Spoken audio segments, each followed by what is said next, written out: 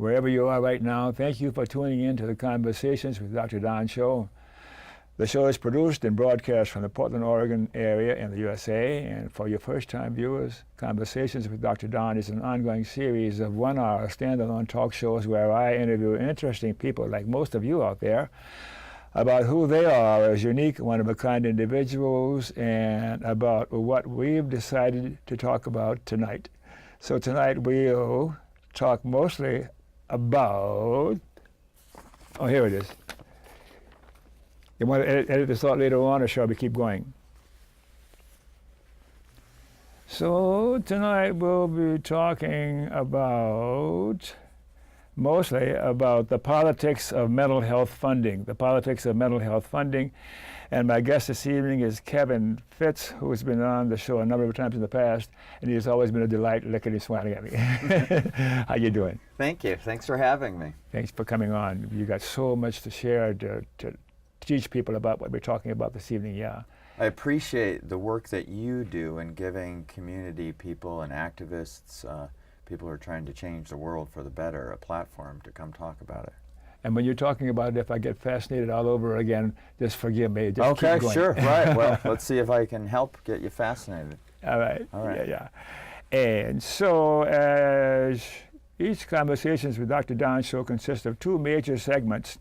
In the first segment, the Who Are You segment, I talk with my guests a little about who they are personally so that we might get a bit of an appreciation of why they say what they say. In the second segment, we'll talk about the politics of mental health funding.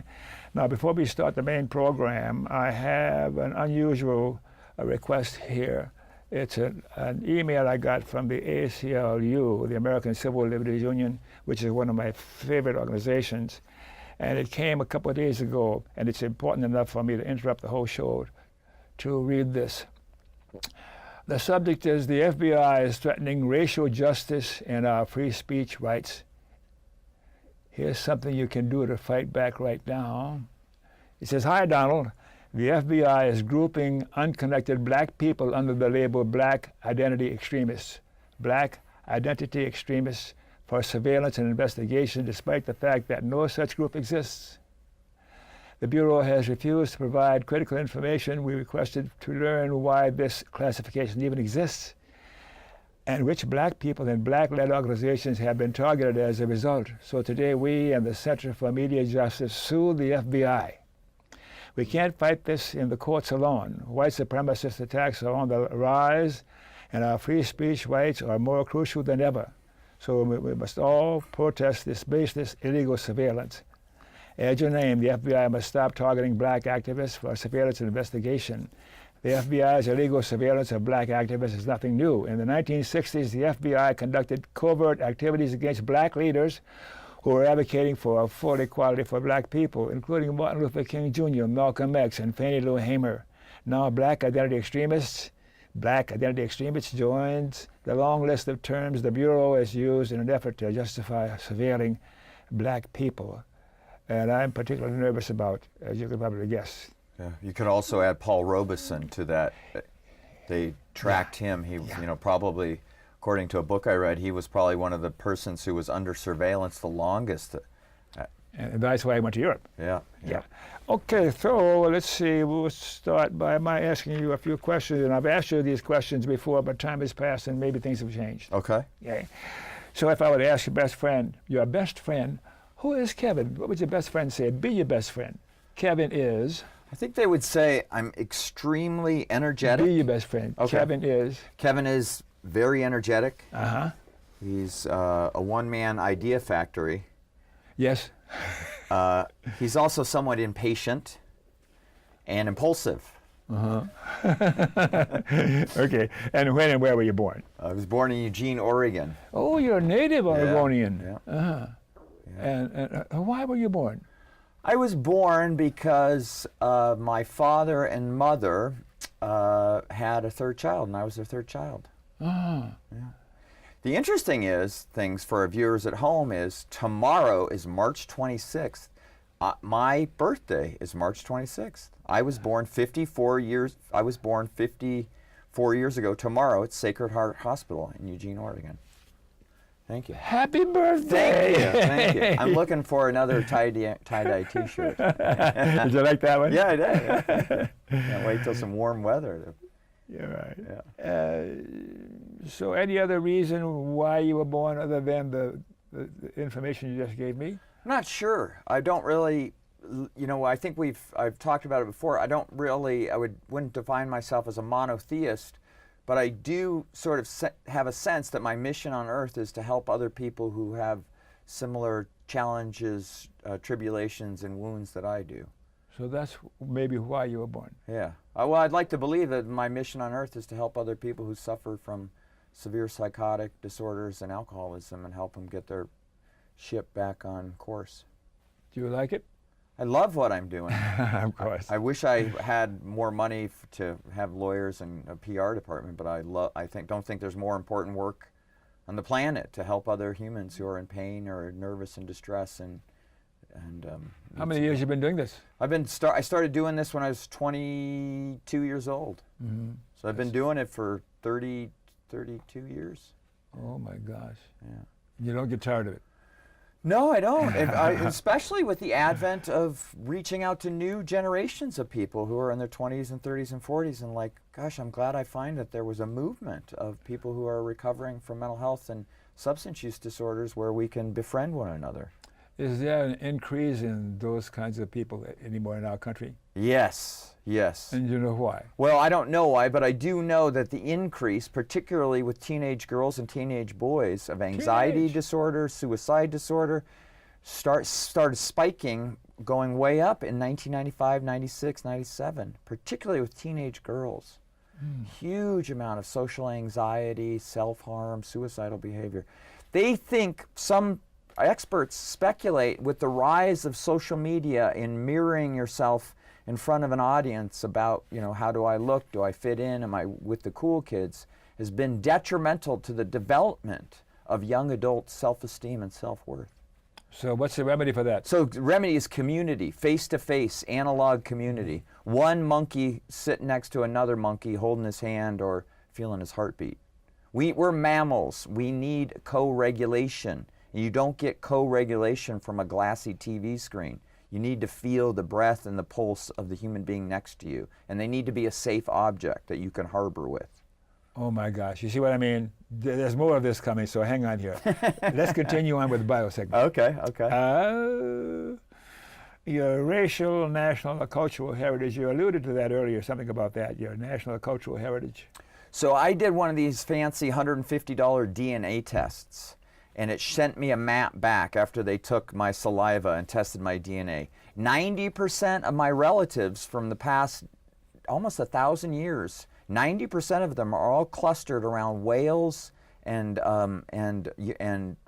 Great Britain. The other 10% around Istanbul in Turkey. And so for the last 1,000 years, as far as I can trace it, 90% of my relatives come from the Wales and Great Britain. Can you identify any connection to those people in those countries nowadays? Not yet. But we have started doing some tracking. We know that my last name, Fitts, F-I-T-T-S, was not modified. It was actually Fitts, and there's actually a coat of arms that we had in England 800 years ago. A Fitts, F-I-T-T-S, not Fitzgerald, not Fitzsimmons, not Fitts. Some people, the Irish, some of those would shorten their last names because they didn't want to be identified as Irish. Or so I'm told. So what's your cultural heritage today, besides what you just said? Currently, your cultural heritage, or you're just plain American white, or do you claim red, white, and black like I do, for example? I claim Caucasian. Okay.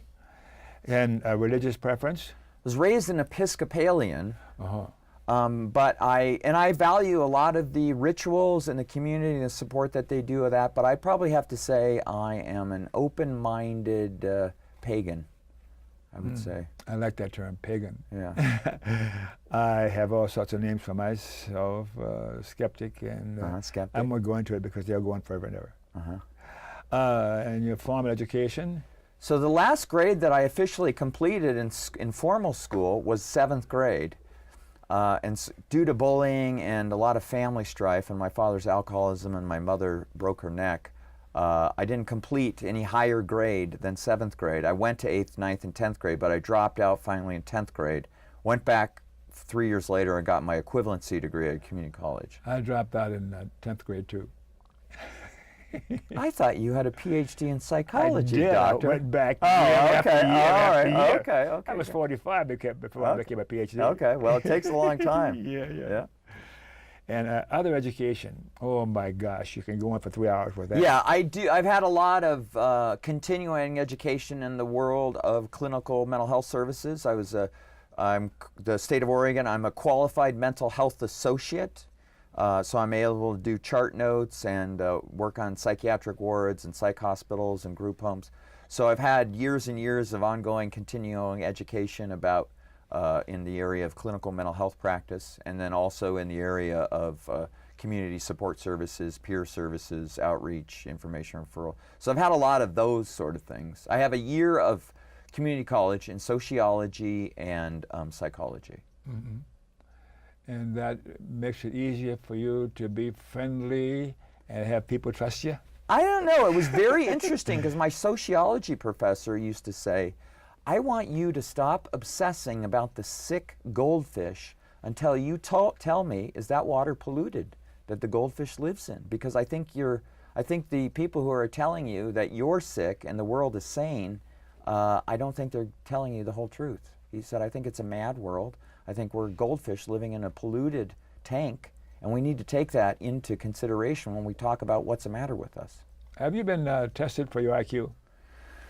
This is controversial to my course it partner. is. My mother told me in 4th grade I was tested and I had 142. Yes. I asked my father that 5 years ago, and he said, that's not true. So I don't know, but I like that. I thought was, I like to tell people that I'm highly intelligent. Yes, you are. You're about 4 or 5 standard deviations above the mean. Thank you. Even with all this brain damage through years and years of alcoholism and other things we don't mention now. Yeah, right. Antipsychotic drugs, Thorazine, Zyprexa. Oh my God, you've been through the whole thing. Oh my God, and here you are. Look at you. You're just so engaging. Am I? Yeah. Well, that's because you're a good interviewer. Yeah. I imagine you watched a lot of Phil Donahue when you were a kid because he had a gifted interview style as well. Mm-hmm. Yeah. But anyhow, and we know what you're doing in your work ongoing now. Do you have anything else you do? My goal for summer 2019 is I want to be proficient in what these talented group of gentlemen behind the screen are doing. I want to understand video editing and video production. I want to understand that so I can do it effectively because I spend so much time in front of counties and states and local governments talking about the peer revolution and the peer movement. So I have all this raw video of me talking, but I want to do some clever editing because who wants to listen to me talk for 30 minutes about the intricacies of mental health funding in the peer world? I mean, I want to cut it down to, I want to get proficient about that. I'm starting a podcast in early August called The Lunatic Fringe. Oh my God! See, that's what I mean about your IQ. You're off the charts. Well, that was a rock song. I think that was a rock song in the early '70s. Lunatic Fringe. I know you're out there. So anyhow, you have a partner? I have a partner. I have met my partner in 2000 in Washington D.C. and she's still with me 19 years later. And she learned about you, and she's still here? She worked in the area of technical assistance for for peers to try to help them understand grants, understand funding, understand events, and how to build self-help groups, drop-in centers. So she was working for one of the largest peer-run technical assistance center on the East Coast, and I met her at a conference in 2000, and we met, and then it's been a fairy tale ever since, I guess she would tell you. Do you love her? I love her. Yes, she's my. Tell her. She is my spiritual wife. Yes, I do love her. She is. Her spiritual life. What Yeah. does that mean? My spiritual wife. We're Wife. not actually married technically because of tax situations, but she's my spiritual partner forever. On this plane and whatever plane, we're in the journey together. forever. And your political persuasion, are you a Trump supporter? No, I'm not a Trump supporter. People think that I look like a Trump supporter because I sometimes look angry when I get up in the morning because I haven't had enough sleep, but I'm actually not. I am a democratic socialist. You are Bernie Sanders? I'm a character? Bernie Sanders, Cortez, yes. I think two of the greatest problems we have in the world are income inequality Yes. and the great flood that is going to bury all our coasts in the next 10 to 20 years. Global warming and income inequality are two catastrophes on the planet. How do we head that off? Conversations and political statecraft to take over the reins of power.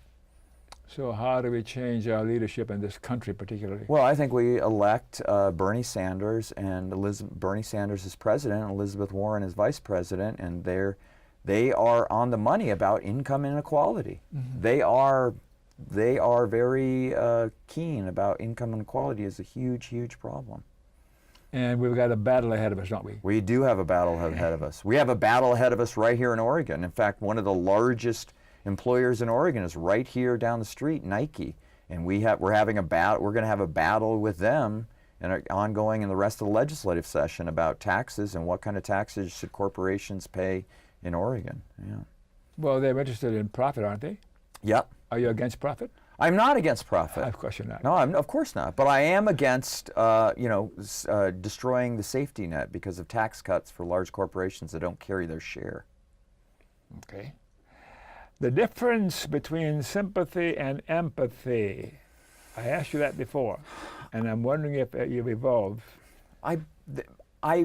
My sense of sympathy is You don't hard. need to evolve, incidentally. I've forgotten. That's why I asked you again. Oh, okay. I sometimes think that most people have 10-inch radar on the top of their head. Sometimes I think I have 30 inches of radar on top of my head, where my empathetic radar is so sensitive that it's painful to walk down the street in the core of Portland to see these wounded humans. I have a theory, and I think I told you before, when we approach somebody in emotional or psychiatric distress, there's no set point, there's no homeostasis. You either familiarize yourself with a person and engage with their experience, or you otherize, you push them away from your heart. And we have a whole city of radical liberals who are up to their ears in compassion fatigue, who are barricading the heart to the suffering of people all around them. So they're lacking in empathy. I think their empathy circuits are overloaded without solution, and they're growing cold and hardened and tired. Fatigue? Yes. Oh my gosh, yeah. Memberships in political, social, or civic organizations, and we've only got 3 hours, so only give us about half a dozen. So you will not find anybody who is as active in the Democratic Party of Oregon who pushes mental health reform from the perspective of a recipient. So I'm extremely active in the Oregon Democratic Party, particularly with the issue of consumer first in healthcare delivery. I'm also a member of the Eastside Democrats Club, which is not a political party, but just a conversation club, and the Humanists of Greater Portland. I also belong to that, which I find fascinating. Yes. So those three things, I think. Yeah. A person from the past or alive today that you admire or look up to, any names come to mind? Mahatma Gandhi and Ralph Nader. Yeah, Ralph Nader. Interesting. Why Ralph Nader?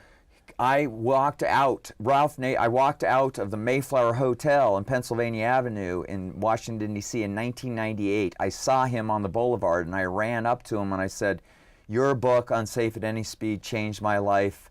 I want to be a consumer advocate like you. Can I have your autograph?" And he said, "Young man, I don't give autographs. Tell me your name, and why don't you walk with me to the Washington Post and tell me what you're doing for a living?" And did you? I did. 2 years later, I was a major volunteer in his 2000 campaign in Portland. He gave me a media pass. I was at the Moda Center down there in the press asking questions with all the national press. I had backstage passes when he did his rally. Yeah, he is inspiring. Very inspiring. Yes.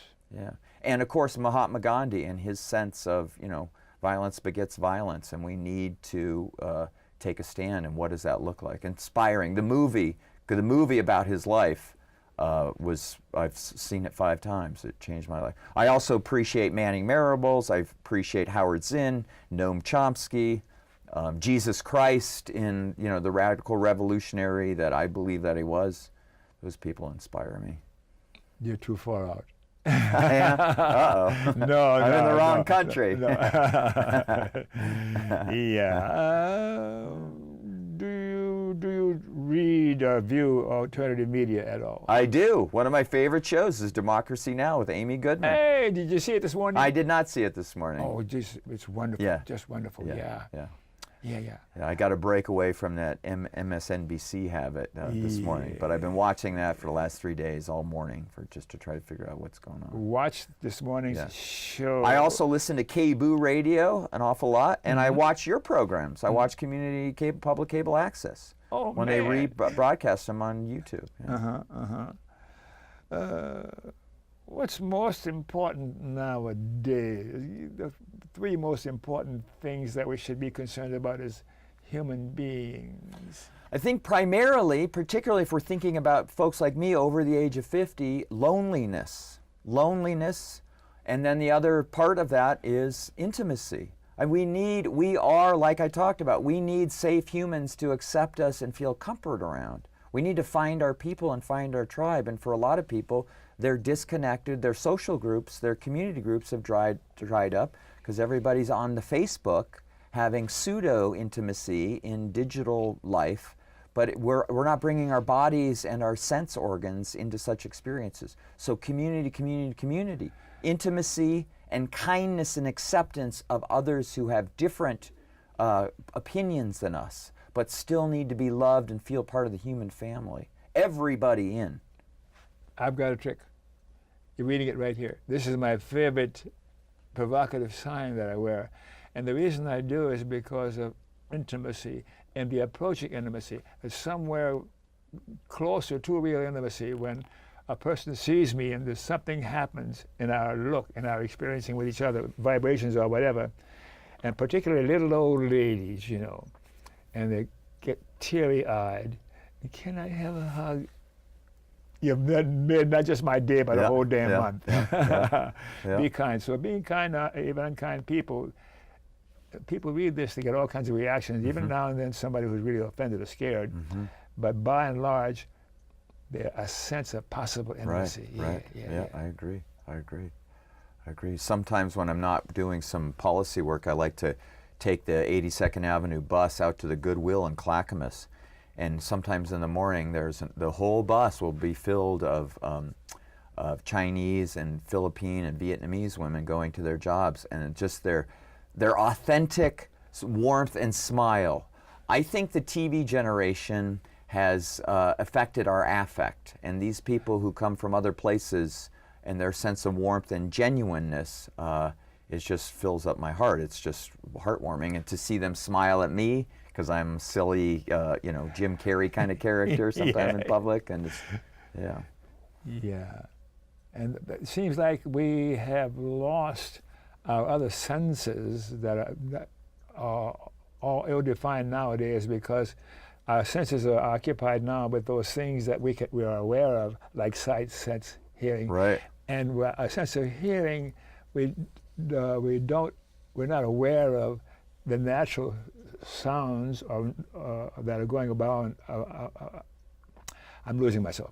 But you're completely on point. Marshall McLuhan, who was was a professor at a Catholic university in the 40s, 50s, and 60s, he talked about, we have been in human form for maybe 500,000 years. It is only the last 25, 50 years that we've been staring at a glass box that has the brightness of a small sun that we're staring at 6 hours a day. What is that doing to the rest of our sense organs? There's a theory that suggests we spend so much time staring at extremely bright objects, TV screens, CRTs, computer screens, that it speeds up our occipital lobe in the back of our head where our vision processing in, to the detriment of our prefrontal cortex and our lobes, slowing down blood flow in the critical part of what our front part of our brain does. Yeah. It's challenging. My issue is not with the baby boomers or the Generation X, because they still remember community, they still remember intimacy, but it's the young people, the digital natives who are growing up with a screen in front of their face. They're lacking, they're pruning their emotional development as human beings. And we think it's just natural. Occasionally, like in a supermarket, I'll see a mom or dad even with a little kid that's on months old, and they've got a little computer. Little kids, they're learning to use computers before they even learn to talk. Yeah. Now, should kids have iPads? I don't know if they should have iPads or not have iPads, but should the mother and the kid make consequential, important eye contact through the day, particularly at 0 to 3 years? Yes. You need to know that you're bonded with this figure, because you don't have it all figured out. You're not even rationally and cognitively complete. And so your moms, I walk through the Pearl District, a mom will be on her iPhone pushing her kid here, the kid is crying or something, and she's shopping for boots at Macy's while her kid is looking around trying to make eye contact with her primary caregiver. We are hefting a consequential attachment disorder on our infants without marked pathology. It's just neglect and distraction. And that's going to have consequences to intimate relationships. Your future is assured in the kind of work you're doing now, because generations from now, we're going to need more like you to continue your work. Well, thank you. Thank you. So, yes, and good work it is. But anyhow, let's take a break, and then we'll come back and talk about the politics of mental health funding. That's terribly important. Very good, very good. Okay.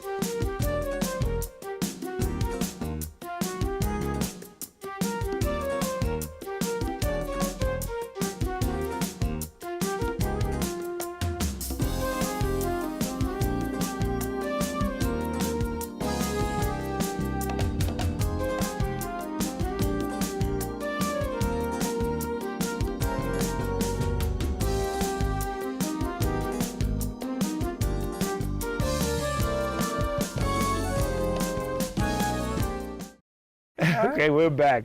I got so busy talking to my guest here.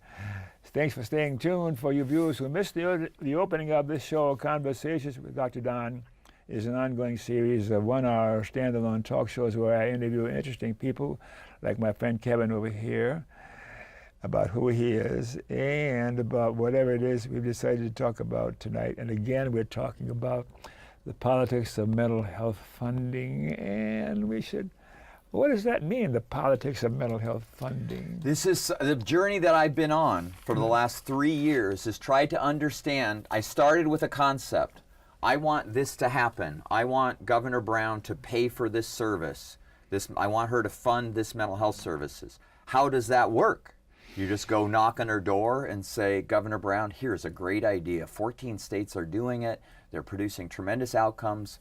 I want some funding for this mental health service. Mm-hmm. They said, this is not how you exhibit the politics to get mental health funding. You need to learn the game. And so what I've been on is a journey of 3 years, is try to understand How does a citizen, just a citizen, or actually I'm a customer of the state of Oregon because I'm on public mental health services and insurance because of my Medicaid, trying to learn what is the process to get a mental health service funded, whatever your mental health service is, there's a process to get that funded, and trying to explore what that looks like and how a person who's a rookie and a volunteer, I'm not a professional lobbyist, and I don't have a political action committee, so I can't send them to Hawaii on a winter junket. I can't take them out to the ringside. Has she gotten tired of you harassing her for 3 years? Yeah. Well, she had policy advisors who said, I want to teach you this process. I want to show you how this works or how you start this process. How's she responding? Well, I had fantastic, the retired Governor Kitzhaber had 2 policy aides, a woman named Pam Curtis and Mark Gibson, who were essential early on in trying to tell me, this is how you take your idea, turn it into a concept, submit that concept to a state lawmaker, and put it in the legislative mix. And you went through the steps. I went through the steps, and here we are, March 25th, 2019. 2 weeks ago, we had a hearing by the Oregon State lawmakers in the House Health Committee, and the mental health service that I'm working feverishly to try to get enacted just passed the Health Committee with 1 abstention and no votes. We couldn't find anybody in clinical practice in the state of Oregon who was against the mental health service model that we were talking about. The veracity of its clinical model and its effectiveness and outcome, we could not find anybody to say that that is not true. The challenge that we have is, and we're in a negative revenue situation currently. Legislative session could go as long as June 11th. And so we're in or July 11th. So we are in it, but we're in a negative revenue session. We have like $300-400 million in the hole due to Medicaid that we need to find funding for. So the challenge is the mental health service funding that I was looking for. People agree, yes, if we had the money, we would buy this service today. If we had the money sitting around, we believe this is an essential service of our system, and we would purchase it. Unfortunately, we don't have an extra $2.5 million to pilot this, but stay tuned because legislative session, like I said, is still going on. That's a left-wing government, is it, in Oregon? I would say it probably is, except in the area. When you start getting into the intricacies of mental health services, we're talking about some very large corporations. Although some of them are nonprofit corporations, but they're very large corporations. Primary is first. Yeah. Well, some of these nonprofits actually operate almost like a for-profit in the way they're inaccessible, that they have a 10-person public relations team. They put out good commercials and good advertisements, but listening to the grassroots activists or the customers is sometimes gets short shrift. So we're trying to get in between those discussions and make noise. So we're heading in the right direction. We are heading in the right direction. And we're bringing forward the concept of what the mental health service that we're trying to get funded and what that means for the lives of people who are in pain and distress. Yeah, getting back to our questions here. We're talking about the politics of mental health funding. Yeah. Peer respite. What is peer respite? So, well, that's what it says across my shirt. Can you see that all right? I wondered if the font was too small. No, it's okay. It's right. Okay, good. Right. Right. So look at it. See good. There it is, right there. Good, it's right there. Yeah. Peer respite. So the font isn't too small. Good. So the viewers at home can see that. Oh yes. So what we have been focusing on with laser, just focused directly and specifically on one thing. We want the mental health services that we want funded is called peer respite.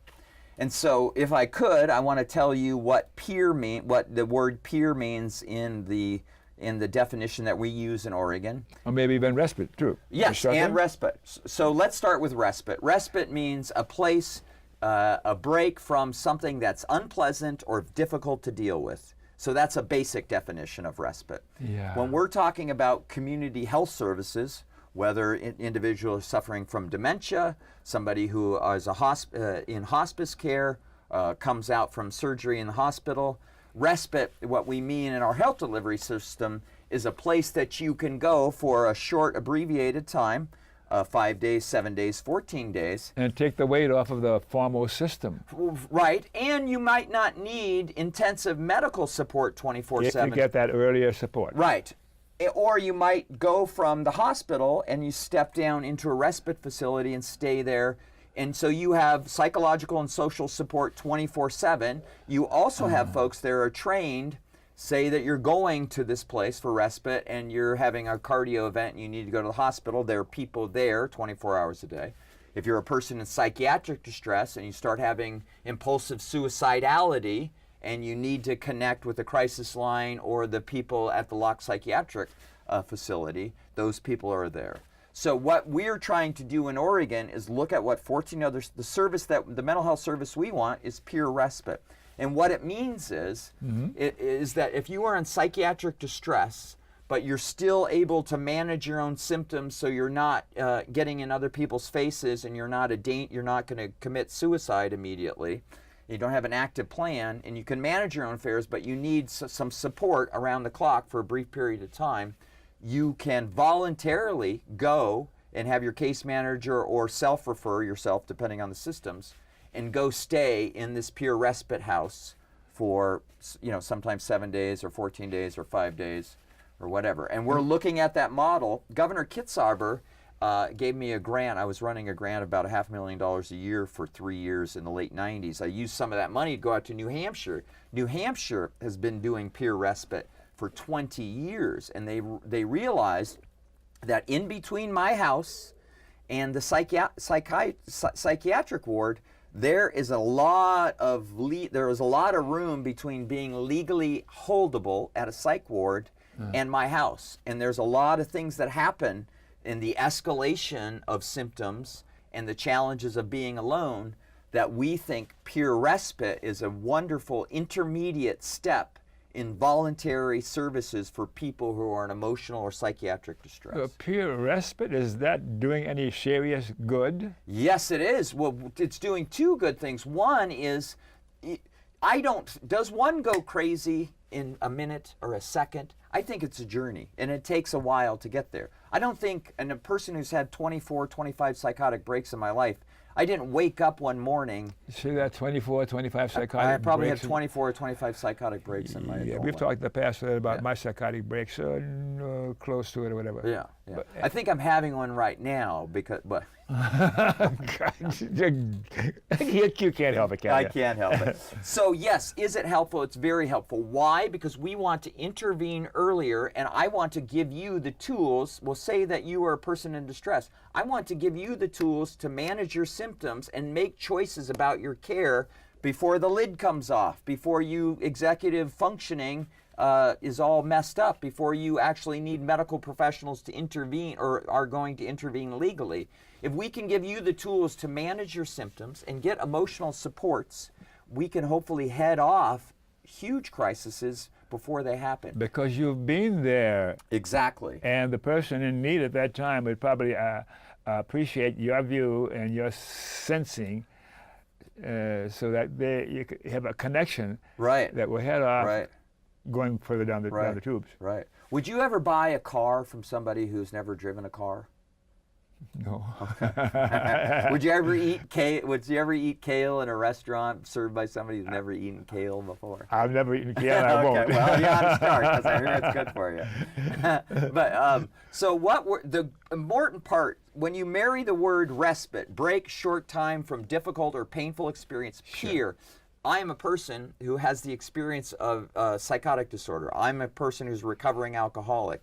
Those people who come meet you and they say, I've been there, I have some experience of some of this stuff. Now, it's probably not exactly your experience, but I want you to trust me as an ally, as a guide, as a Sherpa for this journey. And I'm not here to force you to do anything that you don't want to do. I'm here to help in an emergency situation if you need crisis services, but I'm also to help be a person that you can trust and share your feelings with and I can help you navigate and also let you know that there is an awful lot of us in the community. And I can recognize you as a peer. Right, And right. has more respect for you Right. than a guy with a PhD or the MD. Right. And we're building community where we come Okay. and we build friendships Which amongst is those. overriding everything Yes, else. yes, yeah. Yeah, see, all right, man. So that's the mental health funding project that that's the mental health service we're trying to get funding for in Oregon. And you're making progress. We're making very good progress on the acceptance of the model. The money part, we'll see. We won't know probably until probably early June whether they came up with some revenue package to keep them from making cuts. So we'll see. So 14 other states have peer-run respite. Right, right. 14 other states. So New York, California, Ohio, big states. Yes, yes. That have, we're 4 million. They're 40 plus million in California. So they have a lot more folks who are in need of, who are getting mental health services in the public sector.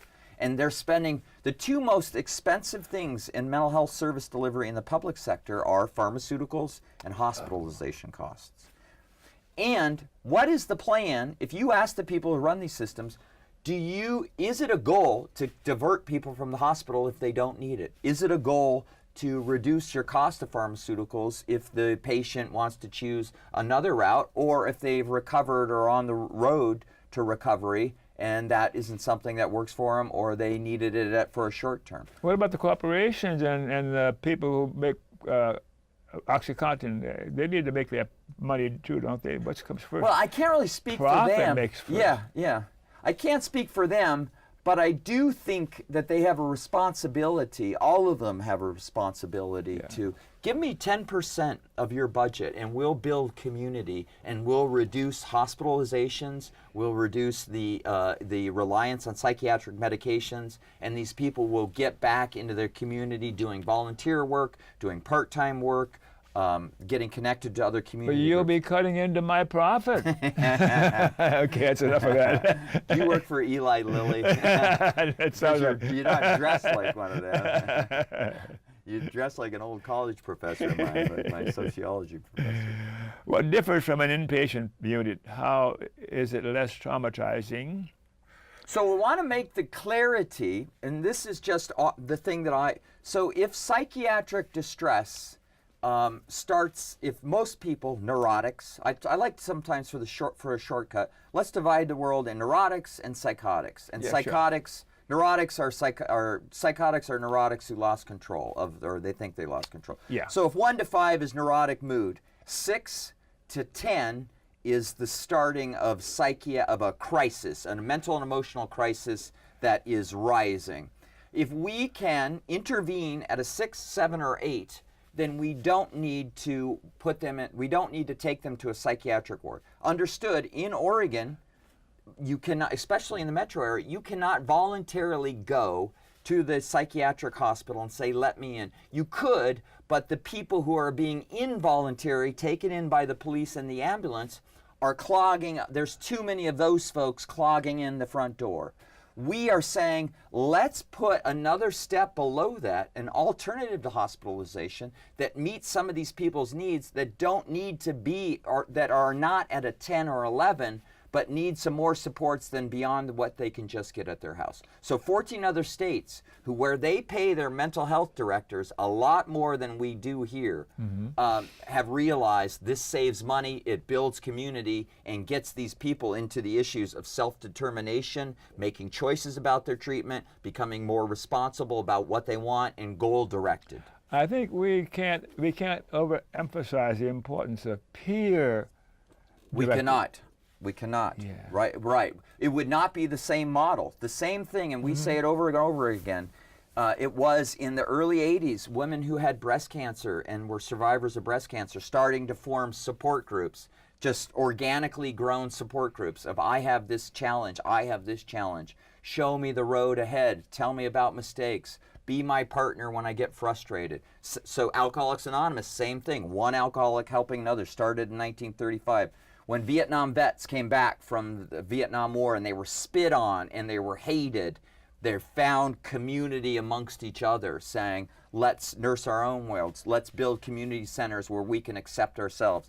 The same thing is happening in public mental. Peer again. Yes, peers, or the language that they also use, mental health consumer or psychiatric survivor. There's a lot of folks who have been traumatically damaged by aggressive, violent psychiatric interventions, holding them down, giving them shots, giving them electroconvulsive therapy against their will. You cannot both be my warden and my therapist and expect that the trust and the relationship. Trust. So you're exactly right. We cannot talk about respite and the importance and the meaning of it and the outcomes that we're seeing without the peer attached to it. We're talking about level of care, higher level of care. What if a person needs a higher level of care? How many people could be served a year? You can reference bed nights, 6 beds times 3 locations, and all these numbers here. So what we try to make this saying is, if you're paying, if you're the public taxpayer, you're paying $2,000 a night approximately to keep me in a locked psychiatric ward. Albeit there probably are, and doctors would make the argument that there are people that need to be in a locked psychiatric ward.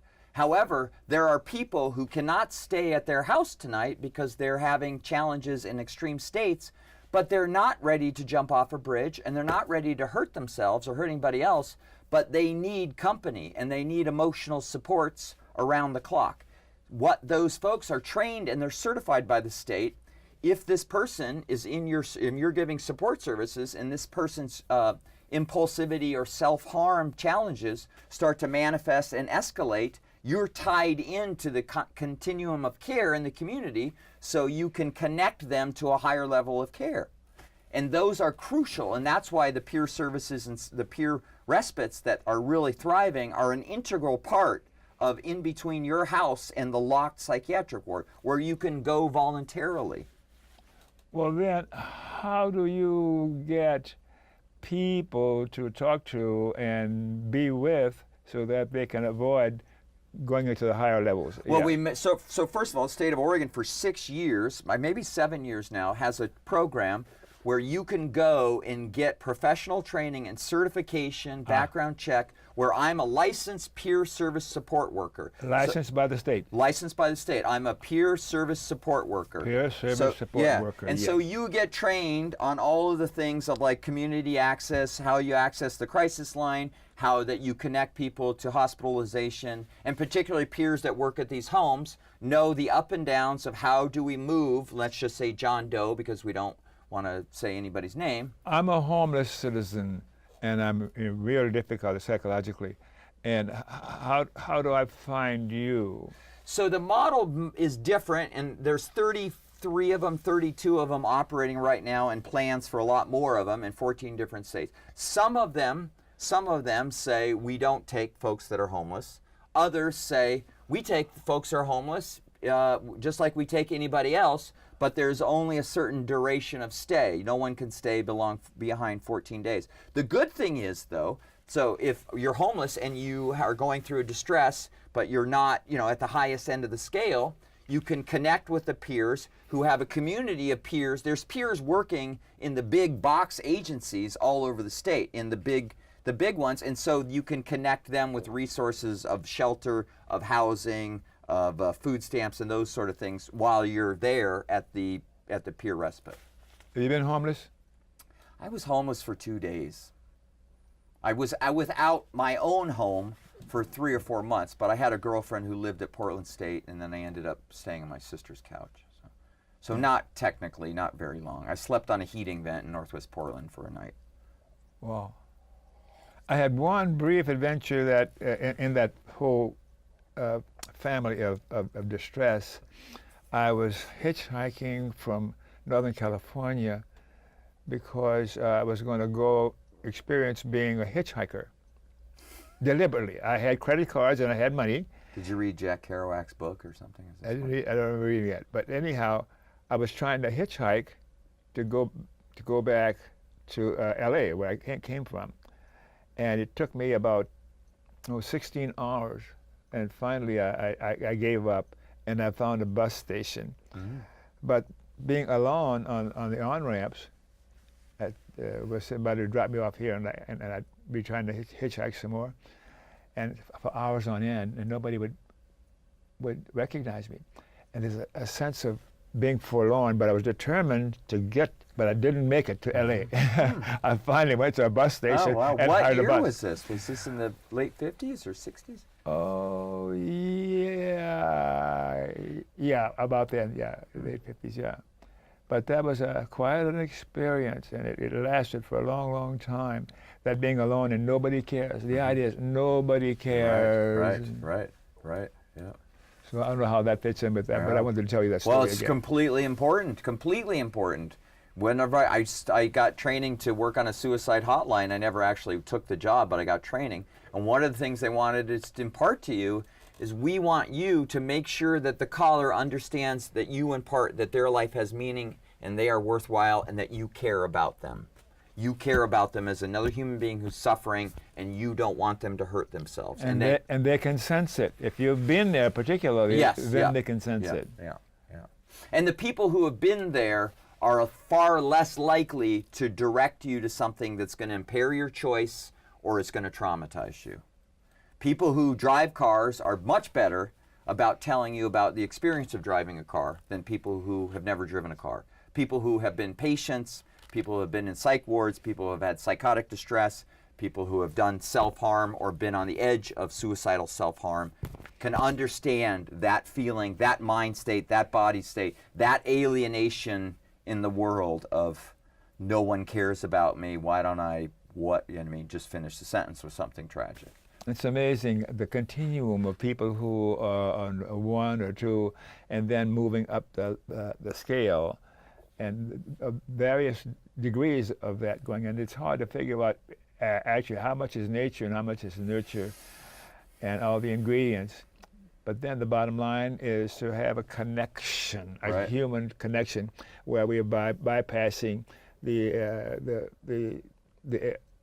televisions and those cell phones and all those kinds of devices. I completely agree. I chair a subcommittee of the state of Oregon called Tools, Technology, and Access. What do we need as customers and what do we need as activists to be more effective to compete against big pharma, for-profit Medicaid managed care? How can we do that? And some of them are tools, but we also need to remember that we are pushing forward a movement of heart and acceptance and kindness, a tent for everybody who has similar wounds and experiences to feel accepted. And we need to remember we're building a platform to grow a community. I think the odd, the nervous, and the awkward and the shy are the leading edge of where we need to go in helping humans comfort themselves. Wow. You're blowing me away again. Well, sorry. No, don't apologize. Yeah. But I really think your point, that point, does anybody care about me? Does anybody care about me? And sometimes the dark thoughts and dark moods, maybe someone does care about you, but you're in such a fog, you're in such a place where you can't feel that visceral connection, so what comes next is disaster and self-harm or abandonment of your own respecting and treating yourself well. So feeling like I matter to somebody in the world, that I'm important. Somebody sent me a birthday card. Somebody said good morning to you. I was crying on the street and somebody said, are you going to be okay? Just a stranger. And you could tell by their affect that wasn't just some song and dance, phony, flaky, passive-aggressive sort of thing you just do and keep on moving while you go get your kale at the bourgeois grocery store. That there are, people respond. We respond when people sense that we're in pain. And instead of telling us of shut up or get out of here, it's how can I be of help, or can I just sit here and be with you? How can we bottle this and have it available for people who are in serious trouble? Well, we're just like this. We're telling the people about it. We're using media to tell people about why the peer revolution is so beneficial to not just people in mental health services, but to older people, to young people. Is there anybody who gets out of this life without either having a friend, a parent, a child, a daughter, a student who has some sort of mental, emotional addiction, alcoholism issue? We're running out of time, and I want you to talk to the viewers. Oh, this one over here. without me. Whatever you want to say about what we talked about this evening, Okay. and whatever. Okay, please, yeah. So I want to, like I said, the topic was the politics of mental health funding. We've been working on 3 years to fund this peer respite model, alternatives to hospitalization for people in psychiatric distress. So we actually have currently, on March 25th, 2019, a bill in the Oregon State House called HB 2831 to fund 3 peer respite centers, one in the metro area, one in southern Oregon, and one in eastern Oregon. So we just want to let you viewers stay tuned about the adventure of peer respite, the journey of peer respite, and hopefully someday, with your help and our other friends' help in media, get the message out there, why it's important, why it's valuable, why it's cost-saving, and why it saves people's lives. And I want to thank you for, I don't know what is this your 1000th episode? I'm not sure. But you have a fascinating catalog of very interesting individuals. Because they're people like you. Well, it's about time to shut down now, so we're going to put up a couple of public service announcements. I want to tell you about The Nation. That's one of the oldest publications in America, left, progressive, liberal, and they've been around for a long time. Go to that website, www.thenation.org, to learn more about them. And the American Civil Liberties Union. I started off the show reading an email I got from the ACLU, and I talked about that earlier on. The ACLU, I've been a member now for 4,000 years, and without the ACLU, our civil liberties would be gone completely from America. And to learn more about the Alliance for Democracy, go to the national website. The Alliance for Democracy is an organization I belong to, and there's a website for them, the local. Yeah, and we've got to end corporate personhood. That will be a solution for a lot of our problems. High five for that one. Yes, corporations are not people. And money is not speech. We're going to move to amend.org and learn more about ending corporate personhood. And I'm going to tell you about, thanks for watching. And remember KFC, and not Kentucky Fried Chicken, Dr. Don's KFC. Kind, friendly, and charitable to you too. And you too, and you too. Thanks again for watching, and we'll see you next time.